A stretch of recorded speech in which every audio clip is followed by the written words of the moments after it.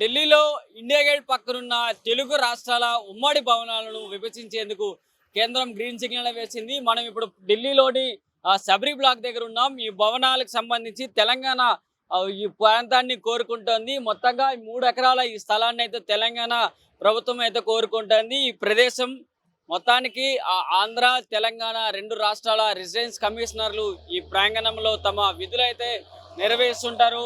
అలాగే తెలంగాణ రాష్ట్రానికి సంబంధించి గవర్నర్ కావచ్చు, అలాగే రాష్ట్ర మంత్రులు కావచ్చు, ఈ ప్రాంతానికి వచ్చి తమ ఢిల్లీలో ఏదైతే పనులు చేసుకుంటారో ఆ పనులకు సంబంధించి నివాస కేంద్రంగా ఢిల్లీని చూసుకుంటున్నారు.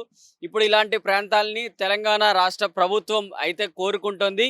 ఇక విభజనలో భాగంగా ఈ మార్చి 7వ తేదీన దీని సమావేశం తర్వాత ఈ ప్రాంతాలని పూర్తిగా స్వాధీనం చేసుకోవడానికి తెలంగాణ ప్రభుత్వం గ్రీన్ సిగ్నల్ చేస్తోంది. ఇక సబరీ బ్లాక్ 3 ఎకరాల స్థలంతో పాటు పొటాటో హౌస్లో 5.24 ఎకరాల స్థలాన్ని అయితే తెలంగాణ ప్రభుత్వం తీసుకోబోతోంది. పొటాటో హౌస్లో నూతన ప్రభుత్వ కార్యాలయంతో పాటు అలాగే తెలంగాణ నూతన భవనాన్ని ఢిల్లీలో ఏర్పాటు చేసేందుకు కాంగ్రెస్ రేవంత్ రెడ్డి ప్రభుత్వం అయితే అన్ని రకాల ఏర్పాట్లు చేస్తూ అయితే ముందడుగులు వేస్తుంది. ఇవన్నిటిని కూడా మార్చి 7వ తేదీ తర్వాత మనకి పూర్తి సమాచారం వచ్చే అవకాశాలు అయితే కనిపిస్తున్నాయి.